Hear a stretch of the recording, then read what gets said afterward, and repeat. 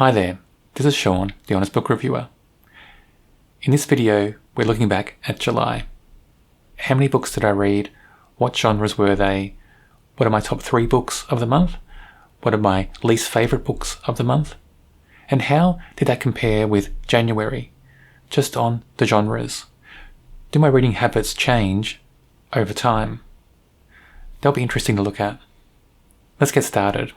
So in July, I read 32 books, all different genres.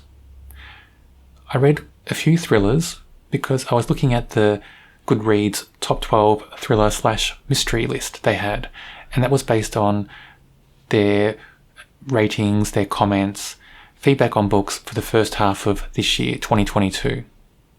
So I was going through some of those books, and I've still got some of those books on hold at the library to get yet. So most of the books I read in July were from the library. Also in July, I read a few more from the Miles Franklin Literary Award longlist. So I've still got some of those books to go. I think I've got 2 out of the 12 to go still, and I read 1 just recently.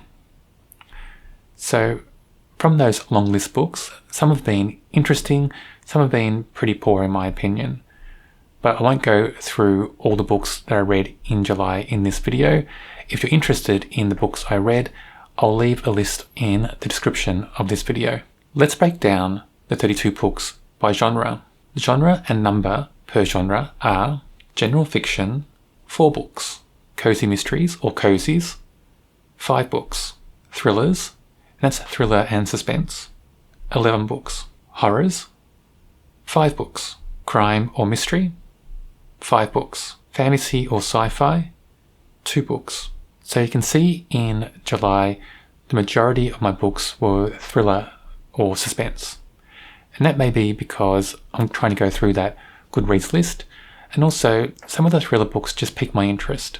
I don't mind a good thriller. I've always enjoyed thrillers and thriller movies and TV shows, just something I've always enjoyed. But how does that compare with the books I read in January? In January, I read 34 books across different genres. But what were the numbers per genre? Let's have a look. General fiction, 1.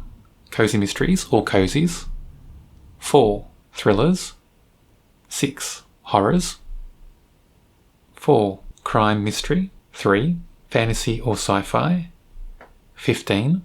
And I had another genre in January, memoir, 1.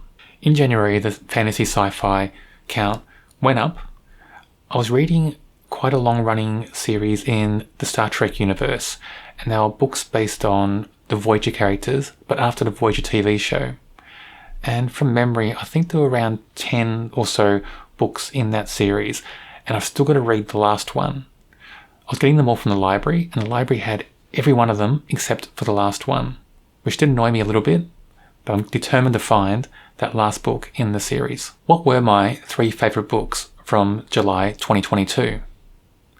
The first one is Day Boy, written by Trent Jamieson. I found this just an amazing book. So it's a fantasy book set in a dystopian world. And we have vampires who kind of rule the world, and the humans are beneath them on the food chain and also in society. This was really inventive. The world was so unique, well described. The characters were all so well described and well rounded. The plot was so well thought out. Everything about this book was just wonderful, and reading it was a real treat. It's the first book I've read by this author, and it makes me want to read everything this author's written. And I think he's written a few books. And what was interesting that in this book, just in the section about the author and where he puts his acknowledgements at the end of the book, he makes reference to the fact that he wrote some of this book while he was very ill. And that made it even a better book after I read that, because I just thought, if someone's feeling so poorly and they can write this well, what does that say about the author? If he's feeling 100%, how good are his books going to be? But this book was just marvellous. So if you like dystopian worlds, if you don't mind a bit of vampire in a novel, it's not a horror novel, it's more of a dystopian fantasy novel, then I think give this a go. It's a really good book. Very inventive, very unique.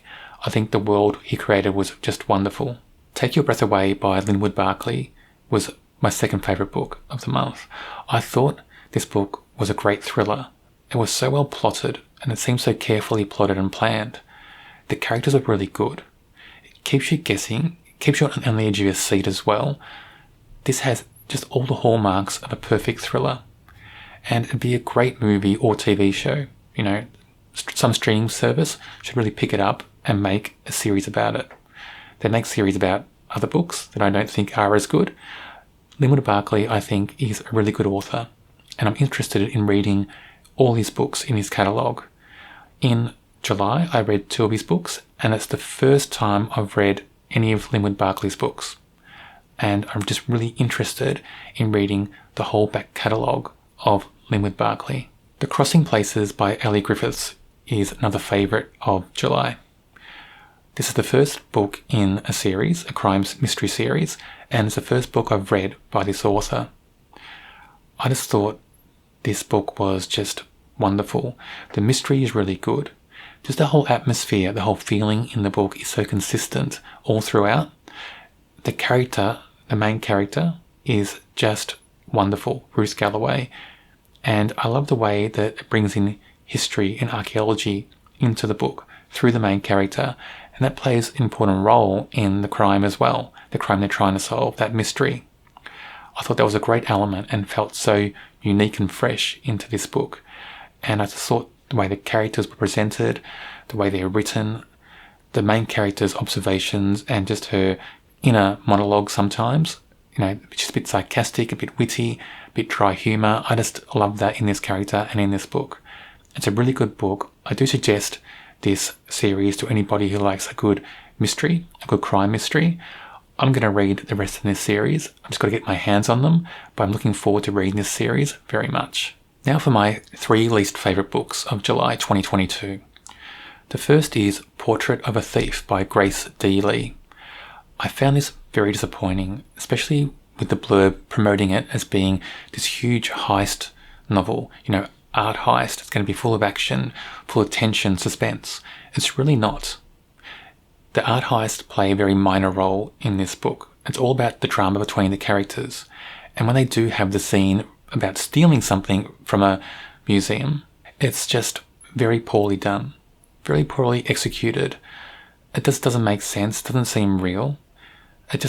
You wouldn't think that people could steal an artwork in this way. And I thought that was really poor in this book.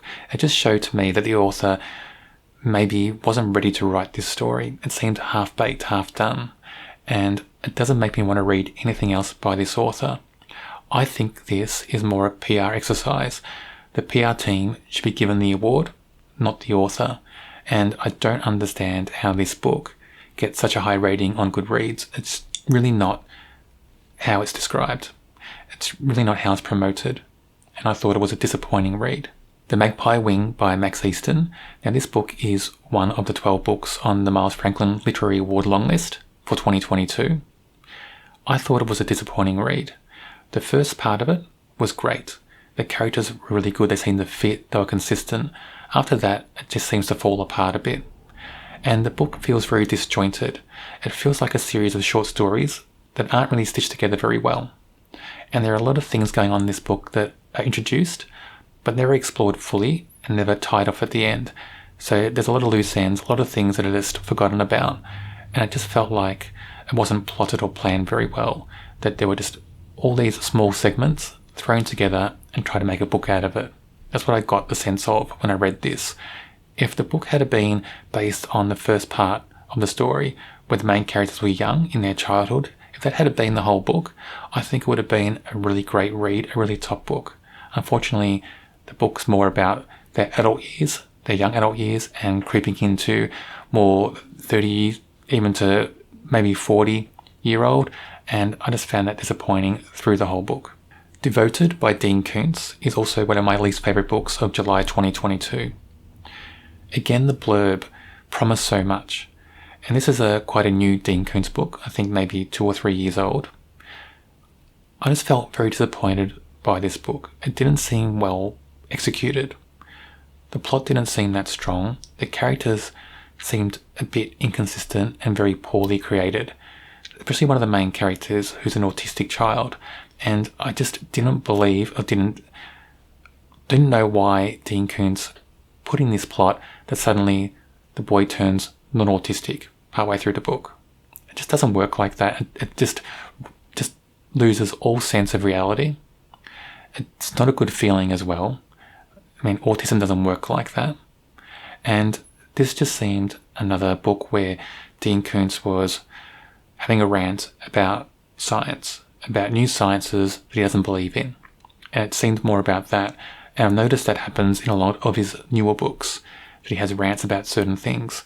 And I think he needs to get over that a bit. And I think he needs to just move on and write something a bit fresh, a bit new, and forget about these concepts and these themes that he feels so strongly about he puts in all his books. I think it's time to stop that. And I think if Dean Koontz can stop that, he'll get back to writing great books like he used to write, because he is a great writer. Even though I didn't enjoy this book, I can see his writing is really good. He can't say he doesn't know how to write a book. But I think just this whole concept, the themes in the book, just the plot itself, the characters didn't work in this book. So there you have my rundown for July 2022. Again, if you're interested in knowing all the books I read in July, I'll leave a list of them in the description of this video. I'll just run through the highlights.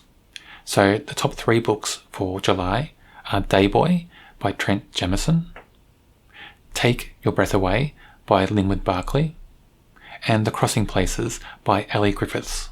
The least favourite books for July are Portrait of a Thief by Grace D. Lee, The Magpie Wing by Max Easton, and Devoted by Dean Koontz. If you're interested in any of those books, give them a go, especially the top ones, because those top 3 books for me were real standouts in July 2022. I'm really looking forward to what August is going to bring in my reading habits, because I'm swinging towards maybe a few more fantasy books in August.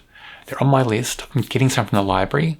I got some from some book sales and bookstores recently, and it'll be great to get into them because I do love fantasy. On my channel, I review books from all different genres. Check it out, and while you're there, subscribe. I'm sure you'll find something you like on my channel.